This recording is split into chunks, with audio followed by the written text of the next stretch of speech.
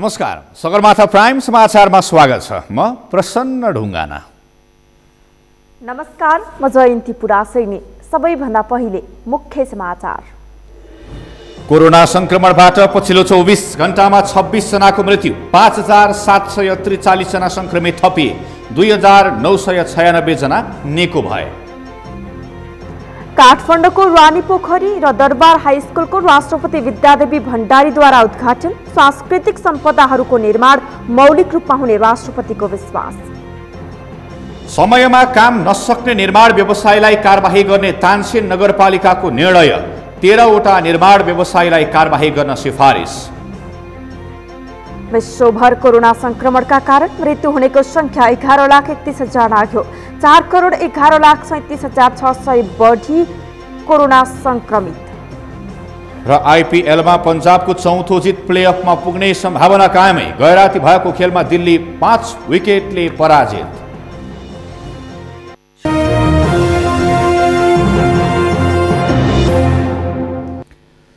Sagarmatha prime समाचार अब विस्तारमा। पछिल्लो 24 घण्टामा नेपालमा कोरोना संक्रमणले नयाँ रेकर्ड राखेको छ। नेपालमा पहिलो पटक एकै दिन 26 जना संक्रमितको मृत्यु भएको छ। आज एकै दिन थप 5743 जनामा कोरोना संक्रमण पुष्टि भएसँगै नेपालमा कुल संक्रमितको संख्या 1,44,872 पुगेको छ। पुष्कर खतिवडाको रिपोर्ट। पछिल्लो 24 घण्टामा नेपालमा कोरोना संक्रमणको सबैभन्दा बढी असर देखिएको छ। नेपालमा एकै दिन पहिलो पटक 26 कोरोना संक्रमितको मृत्यु भएको छ। एकै दिन यति धेरै संख्यामा कोरोना संक्रमितको मृत्यु भएको बुधबार पहिलो पटक हो। यो सँगै नेपालमा कोरोना संक्रमणबाट मृत्यु हुनेको संख्या 791 पुगेको स्वास्थ्य तथा जनसङ्ख्या मन्त्रालयले नियमित पत्रकार सम्मेलन मार्फत जानकारी दिएको छ। यो सँगै नेपालमा कोरोना संक्रमण पुष्टि हुनेको संख्यामा समेत नयाँ रेकर्ड कायम भएको छ। बुधबार नेपालमा एकै दिन 5743 जनामा कोरोना संक्रमण पुष्टि भएको छ। यति धेरै संख्यामा कोरोना पुष्टि भएको यो पहिलो पटक हो। यो सँगै नेपालमा संक्रमितको संख्या 1,44,872 पुगेको छ। देशभरका प्रयोगशालामा 20,742 नमुना परीक्षण गर्दा यति धेरै संख्यामा संक्रमण पुष्टि भएको स्वास्थ्य मन्त्रालयले पत्रकार सम्मेलनमा जानकारी दिएको छ।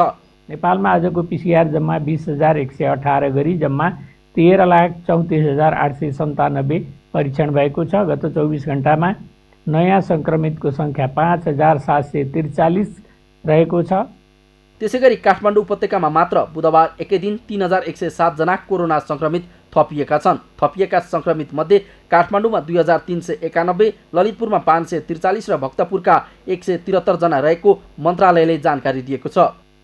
आज काठमाडौँ उपत्यकामध्ये काठमाडौँमा 2,391, भक्तपुरमा 173, ललितपुरमा 543 गरी जम्मा संक्रमितको संख्या 3,107 छ। बुधबार देशभरि सक्रिय संक्रमितको संख्या 44,476 पुगेको छ। पछिल्लो 24 घण्टामा 2,996 जना कोरोना मुक्त भएर डिस्चार्ज भएका छन्। यो सँगै नेपालमा हालसम्म कोरोना मुक्त हुनेको संख्या 79,605 पुगेको छ। नयाँ तथ्याङ्क सार्वजनिक भएसँगै नेपाल कोरोना संक्रमित खराब मुलुकको सूचीमा विश्वभर 34औं स्थानमा उक्लिएको छ। सगरमाथा टेलिभिजनका लागि पुष्कर खतिवडा, काठमाडौँ। भूकम्पले भत्किएको रानीपोखरी 5 वर्षपछि पुनर्निर्माण भएको छ। पुनर्निर्मित रानीपोखरीको आज एक कार्यक्रमका बीच राष्ट्रपति विद्यादेवी भण्डारीले उद्घाटन गरेका छन्। 2072 साल वैशाख 12 गतेको भूकम्पले क्षतिग्रस्त रानीपोखरीसँगै आजै दरबार हाई स्कुल समेत उद्घाटन गरिएको छ। पुष्कर खतिवडाको रिपोर्ट। 2072 वैशाख 12 गतेको भूकम्पले क्षतिग्रस्त रानीपोखरी पुनर्निर्माण भएपछि उद्घाटन गरिएको छ। बुधबार एक समारोहका बीच राष्ट्रपति विद्यादेवी भण्डारी र प्रधानमन्त्री केपी शर्मा ओलीले रानीपोखरीमा जल अर्पण गरी उद्घाटन गरेका हुन्। भूकम्प गएकै वर्ष 2072 माघ 2 गते राष्ट्रपति भण्डारीले रानीपोखरीबाटै नेपालका सबै क्षतिग्रस्त संरचनाको पुनर्निर्माणका लागि शिलान्यास गरेकी थिइन्। उद्घाटन कार्यक्रमलाई सम्बोधन गर्दै राष्ट्रपति भण्डारीले भूकम्पबाट क्षति भएका सबै संरचनाको पुनर्निर्माण छिट्टै सम्पन्न हुने विश्वास व्यक्त गरिन्। यसबाट सांस्कृतिक चाडपर्व मनाउन, खेल मैदानका रूपमा प्रयोग गर्न तथा स्वदेशी एवं विदेशी पर्यटकहरूका लागि आकर्षणको केन्द्र बनाउन मद्दत पुग्ने पनि मैले विश्वास लिएको छु। आजका दिनमा रानीपोखरीसँगै अवस्थित ऐतिहासिक दरबार हाई स्कुलको पुनर्निर्मित भवनको उद्घाटन गर्ने कार्यक्रम हुनु सराहनीय छ। भूकम्पपछि यसको पुनर्निर्माण र मौलिकताको विषयमा निकै किचलो भएको थियो। अन्ततः बुधबार 352 वर्ष पुरानो इतिहास बोकेको रानीपोखरी राष्ट्रिय पुनर्निर्माण प्राधिकरणबाट तयार गरिएको छ। 5 वर्षपछि पुरानै शैलीमा पुनर्निर्माण सम्पन्न भएपछि उद्घाटन गरिएको रानीपोखरी र त्यहाँभित्र रहेको बालगोपालेश्वर महादेव मन्दिर पुरानै स्वरूप गुम्बद शैलीबाट प्रताप मल्लकालीन ग्रन्थकुट शैलीमा निर्माण भएको छ। यता राष्ट्रिय पुनर्निर्माण प्राधिकरणले भूकम्पबाट क्षति भएको सिंहदरबार मङ्सिर महिनाभित्र र धरहराका सबै तला पुष महिनाभित्र निर्माण सक्ने लक्ष्य लिएको छ। विभिन्न सरकारवालाहरूसँगको सुझाव सहित अन्तिम चरणमा पुर्याएका छौँ। यस्तै हामीले 7वटै विश्व सम्पदा क्षेत्र, नारायणी सङ्ग्रहालय एवं केन्द्रीय कारागार क्षेत्रमा लोकतान्त्रिक सङ्ग्रहालयका निम्ति समेत बृहत्तर योजनाका खारकारहरू तयार पारेका छौँ। सम्बद्ध सरकारवालाहरूको सहभागिता र अपनत्वमा आधारित भई तयार पारिने उक्त योजनाहरूको कार्यान्वयन प्राधिकरणले आफ्नो कार्य अवधिभित्र सम्पन्न गर्न नसके तापनि हाम्रा निकायहरूलाई यसले स्पष्ट मार्गचित्र प्रदान गर्नेछ भन्ने हामीले अपेक्षा लिएका छौँ। सम्माननीय राष्ट्रपतिज्यू, सम्माननीय प्रधानमन्त्रीज्यू, भूकम्प पश्चातको पुनर्निर्माणले विभिन्न चुनौतीहरूलाई पार गर्दै सम्पन्नताको चरणमा पुगेको छ। बुधबार नै राष्ट्रपति भण्डारीले रानीपोखरीसँगै ऐतिहासिक दरबार हाई स्कुलको समेत उद्घाटन गरेकी छिन्। राष्ट्रपति भण्डारीले भूकम्पबाट क्षतिग्रस्त भवनलाई पुरानै शैलीमा निर्माण गर्न सहयोग पुर्याउने चीन सरकारप्रति धन्यवाद व्यक्त गरिन्।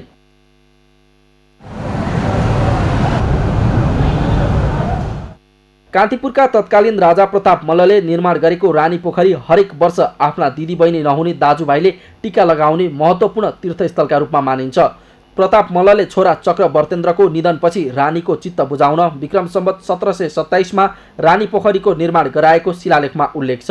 ऐतिहासिक दरबार हाई स्कुल अर्थात् भानु माध्यमिक विद्यालय विक्रम सम्वत 1910 मा राणाका छोराछोरी पढाउन तत्कालीन प्रधानमन्त्री जङ्गबहादुर राणाका पालामा स्थापना गरिएको थियो। यसलाई विक्रम सम्वत 1964 देखि संस्कृत पढ्नका लागि मात्र सर्वसाधारणका छोराछोरीलाई खुल्ला गरिएको थियो। भूकम्पले पूर्ण रूपमा क्षति पुर्याएको उक्त हाई स्कुलको पुनर्निर्माणको शिलान्यास 2075 साल साउन 18 गते भएको थियो। सगरमाथा टेलिभिजनका लागि पुष्कर खतिवडा, काठमाडौँ। राष्ट्रिय सभाका अध्यक्ष गणेश प्रसाद तिमल सिन्हा र नेपालका लागि दक्षिण कोरियाका राजदूत पार्क यो-सिङ बीच शिष्टाचार भेटवार्ता भएको छ। भेटवार्तामा द्विपक्षीय सम्बन्ध, सहकार्य र सहयोगबारे कुराकानी भएको छ। त्यस्तै कोभिडको विषम परिस्थितिमा कोरियामा रहेका नेपाली जनताको स्वास्थ्य सुरक्षाका लागि कोरिया सरकारले गरेका क्रियाकलापको विषयमा समेत कुराकानी भएको छ। भेटवार्तामा अध्यक्ष तिमल सिन्हाले दक्षिण कोरिया सरकारको विकास सहयोग प्रदान गर्ने प्राथमिकता साझेदार राष्ट्रको सूचीमा नेपाल समेत परेको भन्दै कृतज्ञता व्यक्त गर्नुभयो। नेपालको सामाजिक आर्थिक विकासको क्षेत्रमा दक्षिण कोरियाले निरन्तर सहयोग गरेको र आगामी दिनमा पनि थप सहयोग प्राप्त हुने अपेक्षा व्यक्त गर्नुभयो। नेपालको एपीएस प्रणालीमा सहभागीहरूले नेपाली युवाहरूको बलियो अर्थोपार्जनको सुनिश्चितता गर्दै दुवै देशको अर्थव्यवस्थामा सकारात्मक भूमिका खेलेको महसुस भएको पनि अध्यक्ष तिमल सिन्हाले बताउनुभयो। भेटवार्तामा राजदूत यो-सिकले भने नेपालले लामो समय कोरियाका लागि राजदूत नियुक्त नगर्दा कतै नेपालको प्राथमिकतामा कोरिया नपरेको हो कि भन्दै चासो व्यक्त गर्नुभयो। अध्यक्ष तिमल सिन्हाले दक्षिण कोरिया सधैँ नेपालको प्राथमिकतामा रहेको बताउनुभयो। राजदूत नियुक्तिमा भएको ढिलाइप्रति सरकार सचेत रहेको भन्दै छिटै राजदूत नियुक्ति प्रक्रिया अगाडि बढ्ने विश्वास समेत व्यक्त गर्नुभयो।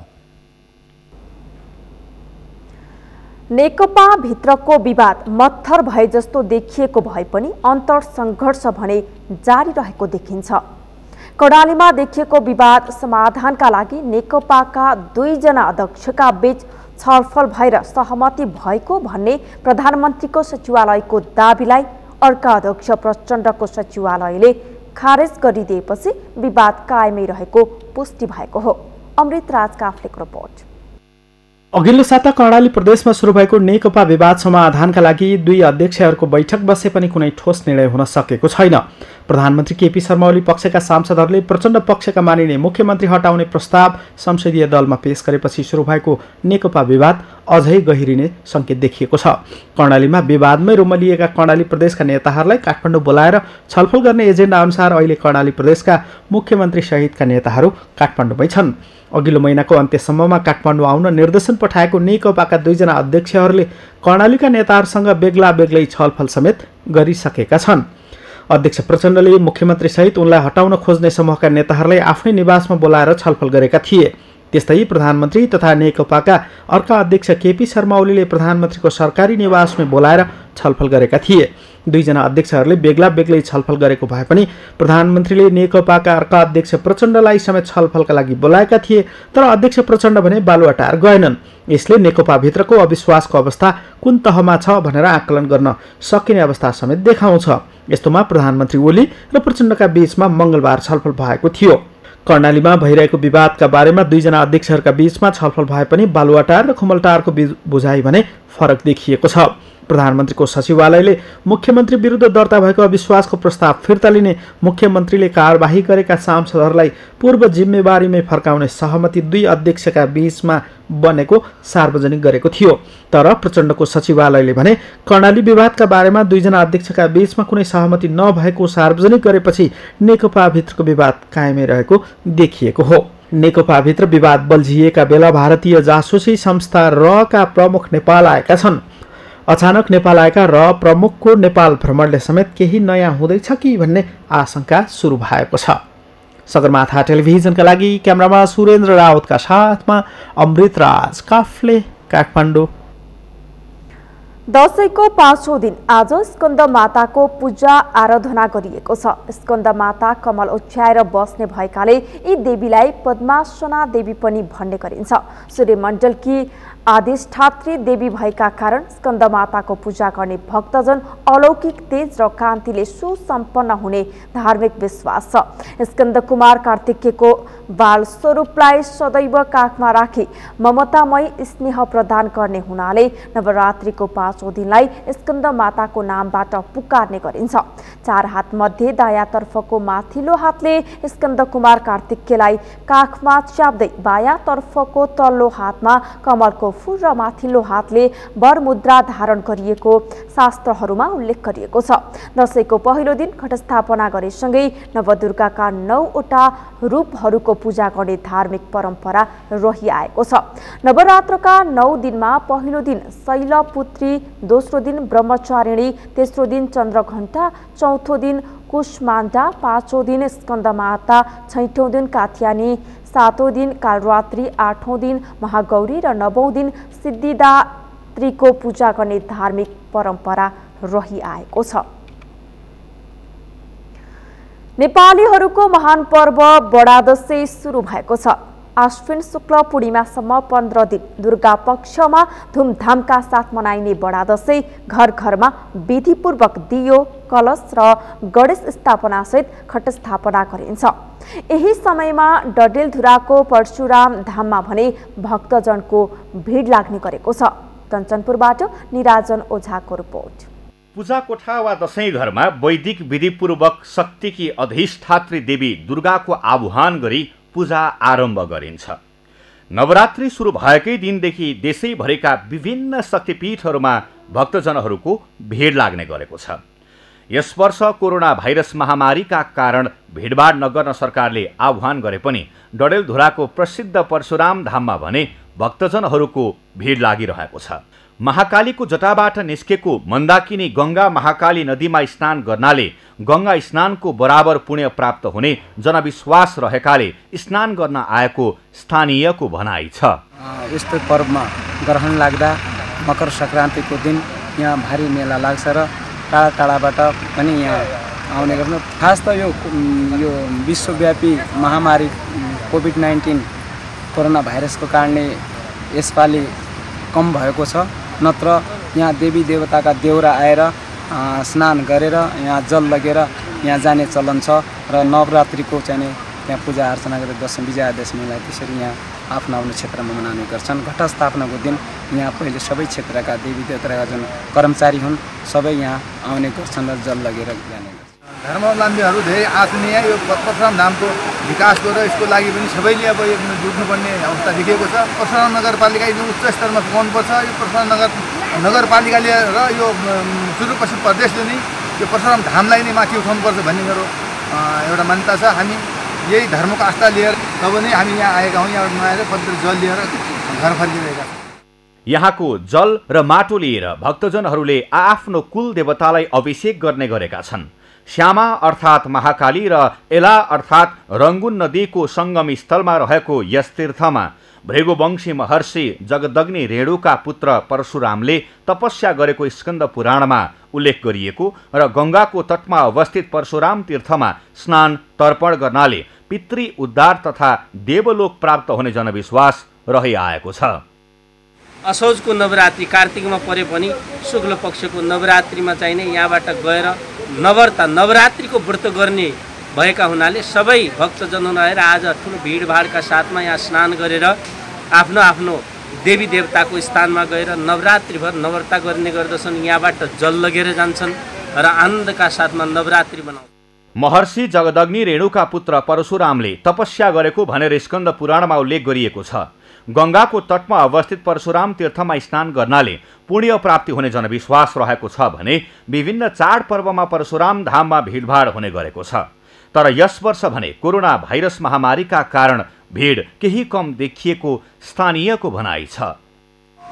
परशुराम तीर्थको स्नानलाई गङ्गा स्नानको भन्दा 10 गुणा बढी पुण्य प्राप्त हुने स्नान मान्दछन् र यो परशुराम स्नानमा का विभिन्न तिथिहरू विभिन्न पर्वहरू जस्तै यो दशैँको बडा दशैँको पर्व पनि परशुराम तीर्थको स्नानलाई धेरै महत्त्वका साथ लिएको हुन्छ।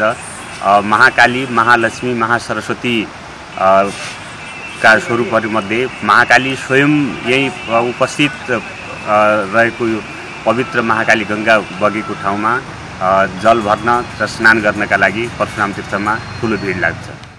यो परशुराम धामको छिट्टै विकास हुन सके अर्थात् यातायातको सहजता भए अझै पर्यटकहरू बढ्ने सम्भावना देखिन्छ। सगरमाथा टेलिभिजनका लागि क्यामेरामा रोशन पाण्डेका साथ निराजन ओझा। सगरमाथा प्राइम समाचारमा एकैछिन विश्रामपछि समयमा काम नसक्ने निर्माण व्यवसायीलाई कारबाही गर्ने तानसेन नगरपालिकाको निर्णय। 13वटा निर्माण व्यवसायीलाई कारबाही गर्न सिफारिस। विश्वभर कोरोना संक्रमणका कारण मृत्यु हुनेको संख्या 11,31,000 नाग्यो। 4,11,37,600 बढी संक्रमित। र आइपिएलमा पंजाबको चौथो जित, प्लेअफमा पुग्ने सम्भावना कायमै। गई राति भएको खेलमा दिल्ली 5 विकेटले पराजित।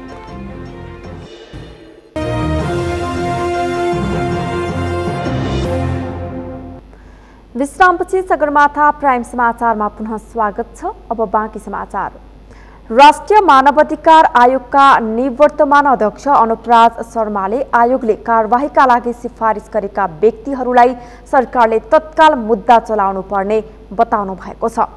विभिन्न समयमा अनियमितता गरेको, पदको दुरुपयोग गरेको तर कारबाहीका लागि सिफारिस हुँदा समेत पदको लाभ लिइरहेका व्यक्तिहरूलाई महान्यायाधिवक्ताको कार्यालय मार्फत तत्काल मुद्दा चलाउनु पर्ने शर्माले बताउनु भएको हो।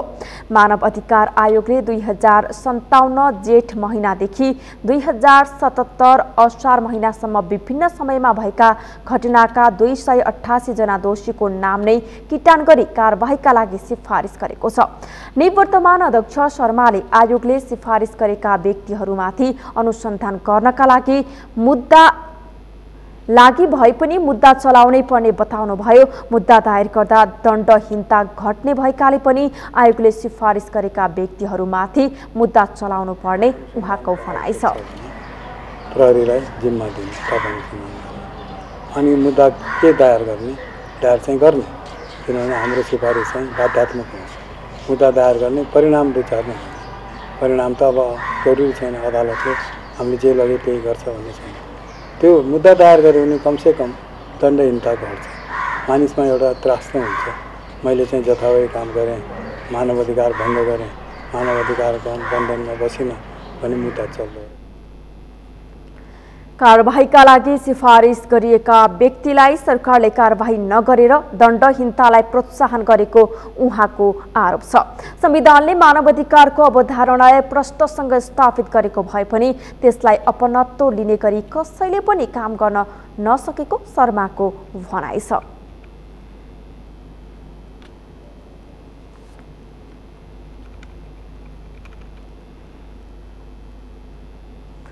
तानसेन नगरपालिकाले नगरमा पूर्वाधार निर्माणको जिम्मा लिएर समयमा काम नगर्ने निर्माण व्यवसायीहरूमाथि कारबाही गर्ने निर्णय गरेको छ। नगर कार्यपालिकाको बैठकबाट सम्झौता भए अनुसार काम नगर्ने 13 वटा निर्माण व्यवसायीलाई कानुन अनुसार कारबाहीको सिफारिस गरेको हो। पाल्पाबाट किरण कौशलको रिपोर्ट। तानसेन नगरपालिकाले नगरभित्रको विकास निर्माणको जिम्मा लिएर काम नगर्ने व्यवसायीलाई कारबाहीको तयारी गरेको छ। नगर कार्यपालिकाको निर्णय अनुसार कामको जिम्मा लिएर काम नगर्ने निर्माण व्यवसायीलाई स्पष्टीकरण सोध्ने, धरौटी रोक्का गर्ने, ठेक्का सम्झौता रद्द गर्ने र कालो सूचीमा राख्नेसम्मको कारबाही प्रक्रिया थालनी हुनेछ। सम्झौता गरी समयमा काम नगर्दा नगरपालिकामा प्राप्त विकास बजेट फिर्ता हुने र त्यसले विकास निर्माणमा असर पुग्ने भन्दै निर्माण कम्पनीहरूलाई कारबाहीसँगै कडाई गर्न थालेको हो। स्थानीय सरकारलाई अटेर गरेर समयमा काम नगर्ने निर्माण कम्पनीहरूलाई कानुनले दिएसम्मको अधिकतम कारबाही गर्न प्रक्रियाको थालनी गर्न थालेको तानसेन नगरपालिका नगर प्रमुख अशोक कुमार शाहीको भनाइ छ। तानसेन नगरपालिकाले अहिले हामीले 3 वर्षको समीक्षा गर्ने क्रममा हामीले के भेटायौँ भने 13 वटा निर्माण कम्पनीहरूले तानसेन नगरपालिकासँग विभिन्न चरणमा बढीमा 4 करोडसम्मको, कम्तीमा चाहिँ हामीले 21 लाखको ठेक्का चाहिँ पारेर सम्झौता गरेर त सम्झौता गरिसके पश्चात उहाँहरूले चाहिँ काम नगरिकन हिँड्नुभयो। जसको कारणले गर्दाखेरि हाम्रो नगरपालिकाको एउटा संस्थागत विकासको कुरा छ, चौतर्फी विकासको कुरा छ, त्यसमा चाहिँ हानि पर्न गएको सन्दर्भमा हामीले ती सबै कम्पनीहरूलाई पत्राचार गरेर कानुनले दिएको अधिकतम कारबाही गर्ने क्रममा हामी अगाडि बढिरहेका छौँ। 2069 सालमा भारतीय दूतावासको सहयोगमा करिब 4 करोड 69 लाखमा सम्झौता भएको शीत भण्डार निर्माणको 27% मात्रै भएपछि हिमजुङ एन्ड थोकर तथा जय रक्तकाली जेभीलाई कालो सूचीमा राख्न स्पष्टीकरण सोधिएको छ। सुदीप सुदीक्षा निर्माण तथा सप्लायर्स प्रालीसँग भएको कालीगण्डकी कोरिडोर जोड्ने सडक निर्माणको ठेक्का सम्झौता रद्द गर्ने तयारी भएको छ। तानसेन बजारकै मक्खनटोलमा ढुङ्गा बिछ्याउने श्री सीएम शिवालय जेभी निर्माण कम्पनी सहित सडक निर्माण जिम्मा लिएका व्यवसायीहरूलाई स्पष्टीकरण सोध्ने र धरौटी रोक्का गर्ने तयारी भएको छ। Jivan and brothers construction Palpa, sign construction Kathmandu, Shri Jay Nepal Ishwar Vivek and Kuber JV Syangja, Shri Mahadev Shrestha अञ्जन जेभी गुल्मी, शर्मा निर्माण सेवा पाल्पा लगायतले 1 भन्दा बढी निर्माण कार्यको जिम्मा लिएका थिए। निर्माण व्यवसायीहरूले भने काममा नियतवश ढिलाइ गर्ने कम्पनीलाई कारबाही गर्नु स्वाभाविक भए पनि कोरोनाबाट प्रभावित भएकाहरू सहित सबै निर्माण व्यवसायीलाई एउटै डालोमा राखेर हेर्न नमिल्ने व्यवसायीहरूको भनाइ छ। कसैको 2 वर्ष अगाडि टेन्डर भइसकेको छ र उसले काम गरेन र अहिले कोभिडको चाहिँ बाहना गरेर बसेको छ भने त्यो व्यवसायीलाई पक्कै पनि कारबाहीको दायरामा लानुपर्छ र काम समयमा हुनुपर्छ भन्ने कुरा राख्न चाहन्छु। र कतिपय व्यवसायीहरूलाई पत्र काट्दाखेरि वैशाखमा गएर सम्झौता भएका छन् काम, चैतको 11 गतेदेखि चाहिँ लकडाउन सुरु भएको छ र विशेष कारणहरूले गर्दाखेरि यी कामहरू गर्न सकेका छैनन्। ती व्यवसायीहरूलाई पनि एउटा आषाढमा सम्झौता भएका, जेठमा सम्झौता भएका व्यवसायीहरूलाई पनि त्यही डालोमा एकै रूपमा हेरेर चाहिँ कारबाहीको प्रक्रियालाई अगाडि बढाउने कुराहरू चाहिँ यो गलत छ। तानसेन नगरपालिकाले सार्वजनिक खरिद नियमावली 2077 बनाएर सन्तोषजनक काम नगर्ने निर्माण कम्पनीहरूलाई स्थानीय स्तरमै कालो सूचीमा राख्ने र अन्य योजनामा प्रतिस्पर्धा गर्न नपाउने नीति लिने तयारी गरेको छ। निर्माणमा विवाद सिर्जना गर्नु र काममा ढिलाइ गर्ने र बजेट बढाएर भाग शान्ति कमिसन खाने नेपालको आम प्रवृत्ति बनेको छ। यस्तो अवस्थाको अन्त्यका लागि स्थानीय तहमा तटस्थ र विज्ञ नागरिकबाट सार्वजनिक अडिटको व्यवस्था गर्न आवश्यक छ। सगरमाथा टेलिभिजनका लागि पाल्पाबाट किरण कौशलको रिपोर्ट। बाढी पहिरोबाट क्षतिग्रस्त बस्तीको व्यवस्थापन स्थानीय तहसँगको समन्वयमा गरिने राष्ट्रिय विपद जोखिम न्यूनीकरण तथा व्यवस्थापन प्राधिकरणले बताएको छ।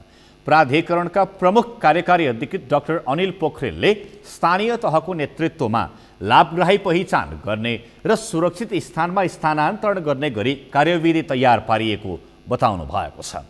कार्यविधि अनुसार विपद व्यवस्थापनको काम सम्बन्धित स्थानीय तहले नै गर्नेछन् भने प्राधिकरणले आवश्यक समन्वय गर्नेछ।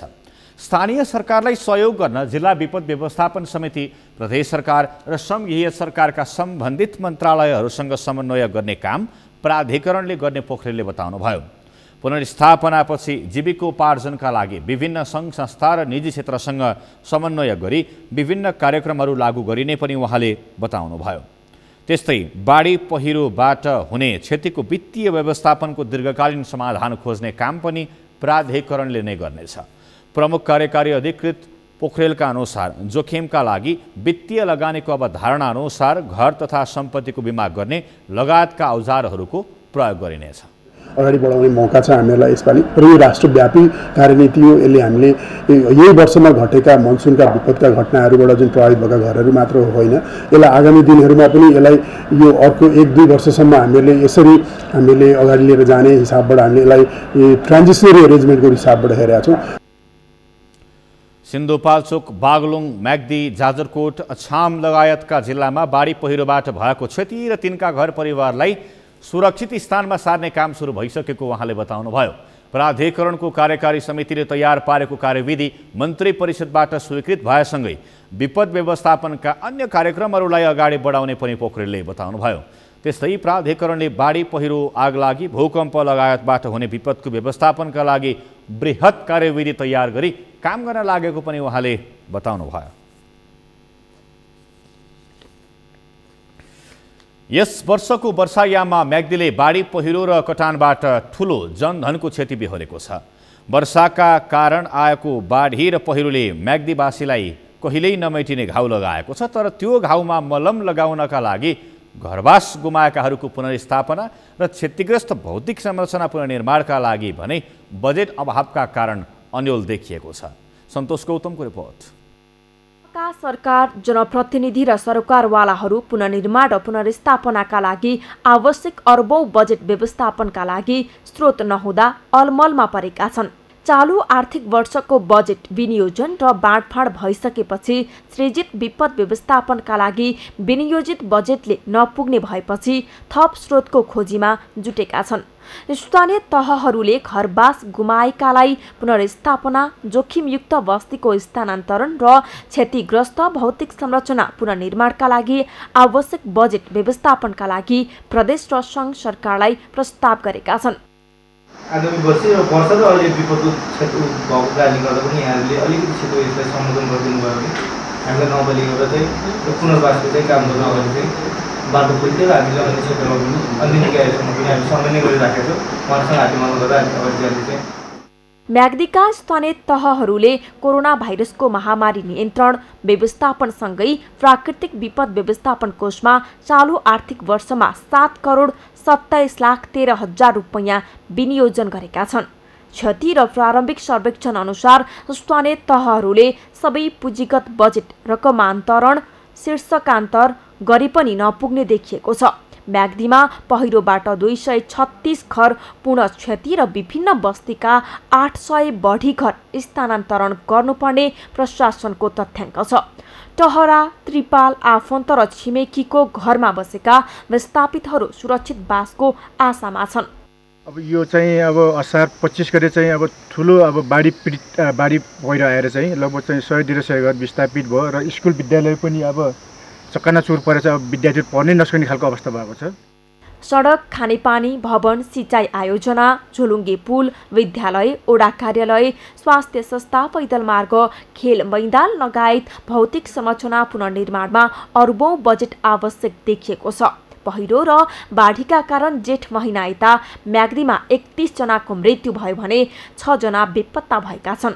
ठूलो धनजनको क्षति भएकाले लागत अनुमान तयार पारेर तीनै तहका सरकारले डुप्लिकेसन नहुने गरी विश्व बैंकबाट लिएको ऋणबाट पुनर्स्थापना र पुनर्निर्माण योजना सञ्चालन गर्ने जनाएका छन्।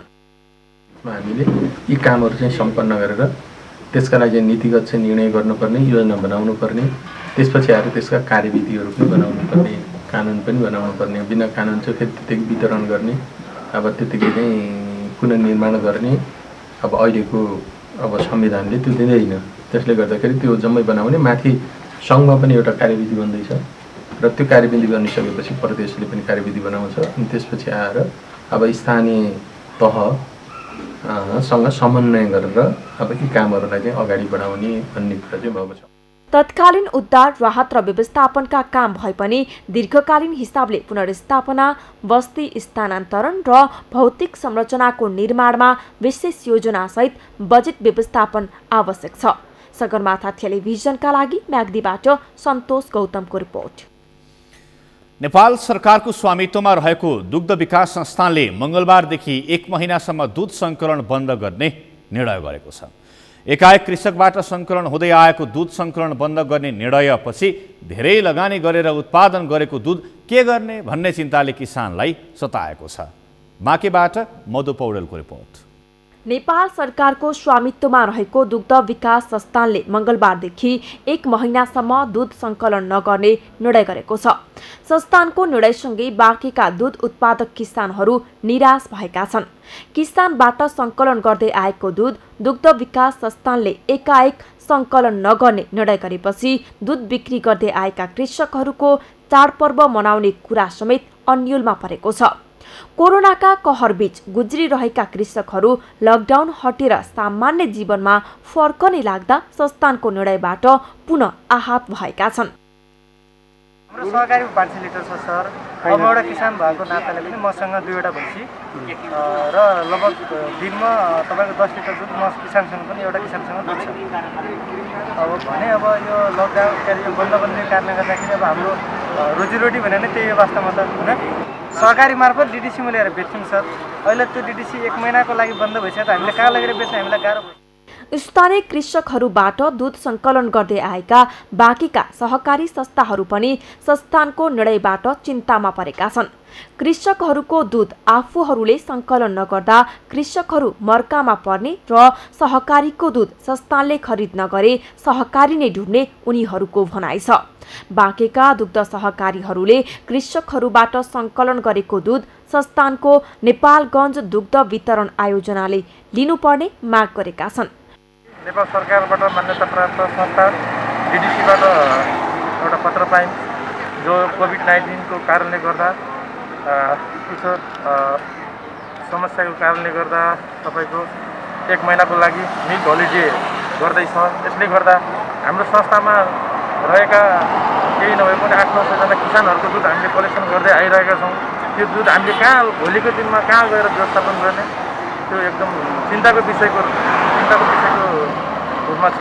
नेपाल सरकारलाई हामी किसानमुखी देश भनेर चिनिने नेपाललाई हामीले हाम्रो किसानहरूको दूध राज्यले लिनु पर्यो र सही ठाउँमा जानु पर्यो, सही ठाउँ उचित मूल्य पाउनु पर्यो। यता दुग्ध विकास संस्थान नेपालगञ्जको दुग्ध वितरण आयोजनाले भने नेपालगञ्ज वितरण केन्द्र एक्लैले निर्णय नगरेको भन्दै केन्द्रको निर्णय अनुसार आगामी मङ्सिर 4 गतेसम्म दूध संकलन नहुने बताएको छ। बारा दशैंको बिदादेखि लिएर अनि छठ पर्वको बिदासम्म चाहिँ अन्तर आयोजना दूध नपठाउने हैन, जति खपत छ आयोजनामा त्यति मात्रै सङ्कलन गर्ने भन्ने निर्णय छ। यहाँ समस्या के छ भने हामीले 8000 10000 कलेक्सन गर्छौँ तर 1000 लिटर मात्रै खपत छ। बाँकी 9000 लिटर दूध हामीले तपाईको यहाँ खपत छैन, सरप्लस भएको दूध। त्यो दूध काठमाडौँ अथवा पाउडर उत्पादनको लागि विराटनगर अथवा पोखरा पठाउनु पर्ने हुन्छ तर त्यहाँ नपठाउनु भनेको छ। किन अब त्यसले गर्दाखेरि हामीले प्रत्येक सहकारी संस्थाहरूको कलेक्सन चाहिँ हामीले चाहिँ बन्द गर्नुपर्ने बाध्यता। बाँके जिल्लामा अहिले 40 देखि 50 को संख्यामा डेरी उद्योगहरूले दूध बिक्री वितरण गर्दै आएको पाइन्छ। 15 देखि 20 वटा डिपोले खुल्ला दूध बिक्री गर्दै आएका छन्। कोहलपुरको पिपरीमा रहेको दुग्ध विकास संस्थान नेपालगञ्ज दुग्ध वितरण आयोजना कोहलपुरले सुर्खेत, बर्दिया, बाँके, दाङ लगायतका जिल्लाबाट करिब 10,000 लिटर दूध संकलन गर्ने गरेको छ। बाँकेमा संस्थानबाट करिब 1000 लिटर दूध बिक्री वितरण हुँदै आएको छ। सगरमाथा टेलिभिजनका लागि बाँकेबाट मधु पौडेलको रिपोर्ट। सगरमाथा समाचारमा फेरि एकैछिन विश्रामपछि विश्वभरिमा कोरोना संक्रमणका कारण मृत्यु हुनेको संख्या 11,31,000 नाग्यो। 4,11,37,600 बढीमा कोरोना संक्रमण पुष्टि। र आइपिएलमा पन्जाबको चौथो जित, प्लेअफमा पुग्ने सम्भावना कायमै। गए राति भएको खेलमा दिल्ली 5 विकेटले पराजित।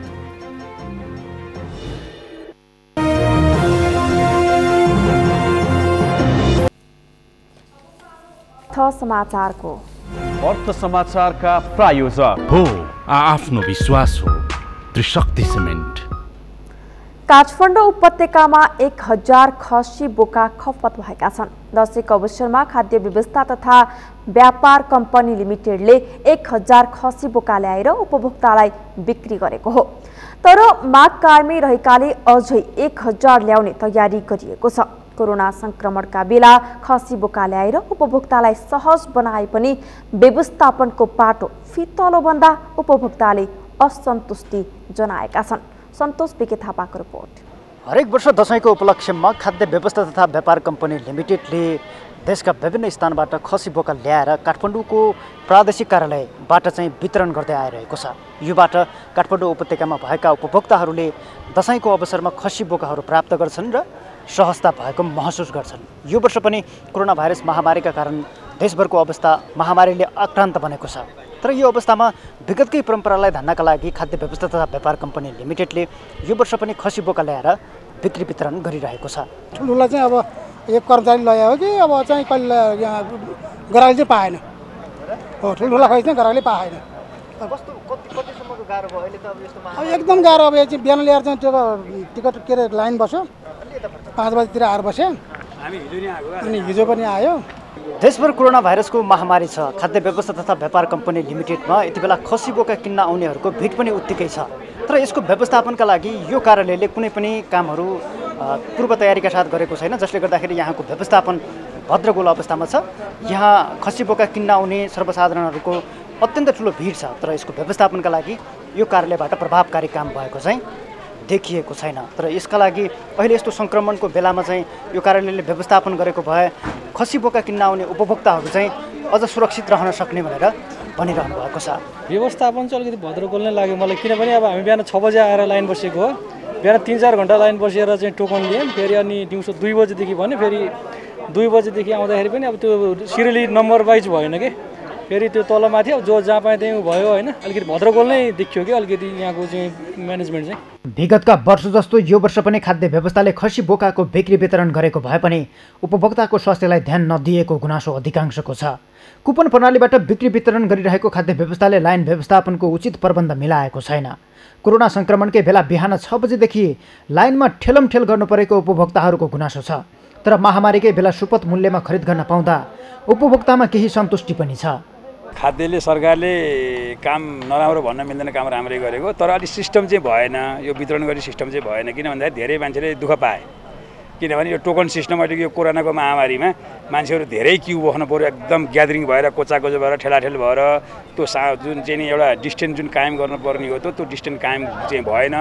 विगतकै परम्परा स्वरूप यो वर्ष 1000 खसी बोका ल्याएर बिक्री वितरण गरिएको हो।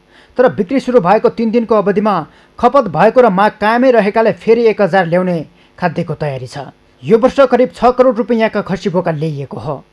आजसम्म चाहिँ हामीले तुलसीपुर र हेटौँडाबाट गरी जम्मा 1000 वटा खसी बोका ल्याइकन बिक्री वितरण गरिरहेका छौँ, जुन अन्तिम चरणमा रहेको छ। र यस अवस्थासम्म आइपुग्दाखेरि चाहिँ खसी बोकाको माग चाहिँ अत्याधिक भएका कारणले गर्दाखेरि चाहिँ हामीले भोलिबाट थप 1000 वटा पनि ल्याउने गरी तयारी सुरु गरिसकेका छौँ। गत वर्ष झन्डै 2000 को संख्यामा च्याङ्ग्रा बिक्री भएको थियो। तर यो वर्ष च्याङ्ग्रा ल्याउन असम्भव बनेपछि 1000 ल्याउने तयारी पनि रद्द गरिएको छ।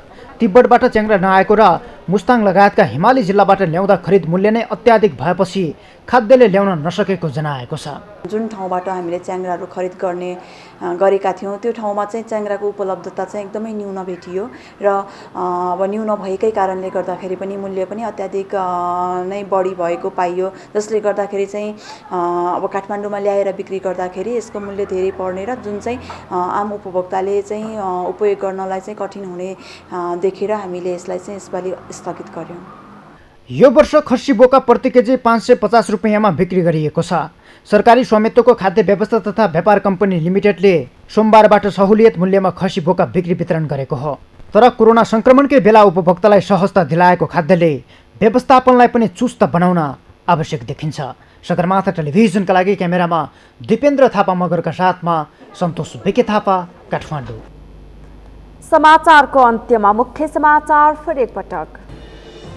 कोरोना संक्रमणबाट पछिल्लो 24 घण्टामा 26 जनाको मृत्यु, 5743 जना संक्रमित, 2996 जना निको भए। काठमाडौँको रानी पोखरी र दरबार हाई स्कुलको राष्ट्रपति विद्यादेवी भण्डारीद्वारा उद्घाटन। सांस्कृतिक सम्पदाहरूको निर्माण मौलिक रूपमा हुने राष्ट्रपतिको विश्वास। समयमा काम नसक्ने निर्माण व्यवसायीलाई कारबाही गर्ने तानसेन नगरपालिकाको निर्णय, 13वटा निर्माण व्यवसायीलाई कारबाही गर्न सिफारिस। विश्वभर कोरोना संक्रमणका कारण मृत्यु हुनेको संख्या 11,31,000 नाग्यो। 4,11,37,600 बढी संक्रमित। र आइपिएलमा पन्जाबको चौथो जित, प्लेअफमा पुग्ने सम्भावना कायमै। गैराती भएको खेलमा दिल्ली 5 विकेटले पराजित।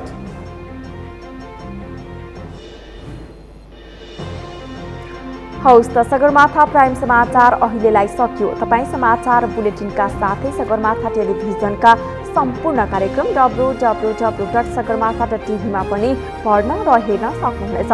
साथै युट्युबमा youtube.com/sagarmatha TV नेपालमा हेर्न सक्नुहुनेछ। तपाईँ हामीलाई फेसबुकमा पनि facebook.com/stv नेपालमा फलो गर्न सक्नुहुनेछ।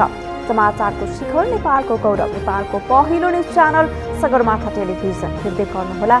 नमस्कार।